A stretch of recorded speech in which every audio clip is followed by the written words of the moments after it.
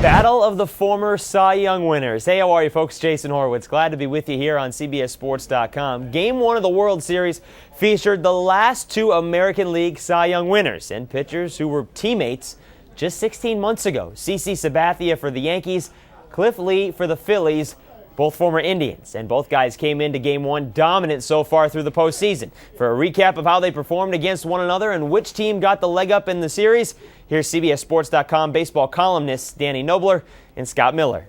Thanks, Jason. Scott Miller, Danny Knobler here at Yankee Stadium, the new Yankee Stadium in the Bronx, following Philadelphia's 6-1 Game 1 World Series win.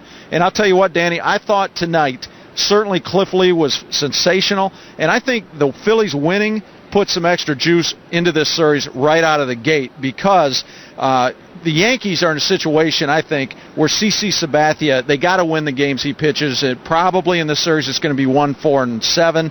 And the fact that Sabathia finally got it together after a wild start early, but the fact that the Phillies came right out of the gate, defending World Series champions, and put the Yankees back on their heels. I can't wait to see how the Yankees answer this one. Well, the Yankees haven't been in that position, Scott. You know, the interesting thing is the Phillies haven't exactly been in that position either, and aren't again.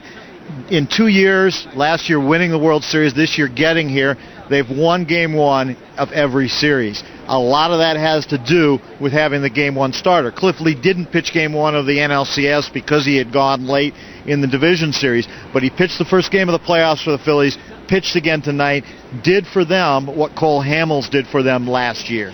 Which is why they acquired him from Cleveland in July, because Hamels has not been what he was last year, and they saw the need to improve themselves. And you have to like the way they play with a swagger, the way their front office goes out and gets what they need. They don't sit back and rest on their laurels. They're a very confident team from the field all the way up to the front office, and the confidence shows. And there's good reason for the confidence because of winning, obviously. And it's hard to say who gave who the confidence. Cliff Lee pitching the way he did, giving the Phillies offense a little bit of good feeling, or the Phillies getting him a couple runs with the Chase Utley home runs, another big deal here tonight, giving Cliff Lee that confidence. I don't know if Cliff Lee really needed that the way he was going tonight. He was sensational, 122 pitches. We talked a lot before the game about this was going to be a hard game to watch if you're in Cleveland, with Lee and Sabathia both having pitched for the Indians. And Lee, especially in that fifth inning, striking out the side, Teixeira, A-Rod, and then Jorge Posada. He must have struck out about $80 million worth of Yankees there. You know, the funny thing is a couple of guys in the Phillies bullpen said that the Lee gets his strikeouts in a way they sneak up on you because he throws so few pitches. He gets strikeouts in 3 pitches, and you don't realize sometimes he had 10. Yeah, he did have 10.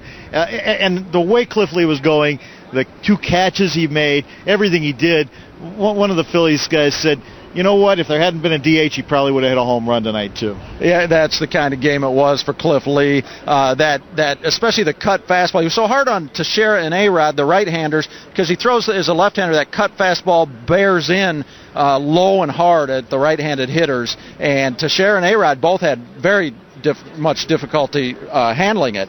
So what this leads us to is Game 2. Is it too early to call it a must-win situation for the Yankees, Danny? I don't know must-win, but they pretty much should win. They're in. If they go 0-2, do you think they're feeling pressure right now, which I'm sure they're feeling a little bit of it? To go to Philadelphia 0-2, that would be an awful lot of pressure. And they got to face Pedro Martinez. We don't know for sure what to expect from him, but the Phillies think they know what to expect from him. Jimmy Rollins said he tried to joke with Pedro the other day, and Pedro just kind of smirked at him. He said, that's not Pedro, so you know he's ready for this one.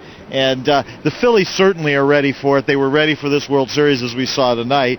And the one thing about it, you talked about the Yankees knowing that they will have CC Sabathia if they need in 1-4-7. The Phillies still not willing to say if Cliff Lee will come back in Game 4. Rich Doobie said, we're not thinking about Game 4 yet. We're thinking about Pedro Martinez tomorrow night. And Pedro Martinez will be on, he last started in that phenomenal start against the Dodgers 13 days prior, October 16th. He pitched 7 scoreless innings. Didn't get the win. The Dodgers came back and won that game, but Pedro was remarkable, and that was after about a 16-day layoff. So the Phillies know he's pitched in New York before in October, and he's had success, and one reason they're going with him is Charlie Manuel likes his demeanor in New York. A.J. Burnett has been flighty this year, inconsistent. The Yankees need a big one out of him. For Danny Knobler, I'm Scott Miller, CBSSports.com. We'll see you tomorrow night for Game 2 from the Bronx in New York, Yankee Stadium. Guys, thank you very much. The Phillies now with a 1-0 series lead, and the Yankees in Game 2 will try and snap a 4-game World Series losing streak, one, of course, which dates all the way back to 2003 and 3 consecutive losses that year against the Marlins. But they'll have to do it against an old nemesis because Pedro Martinez will get the ball for the Phillies.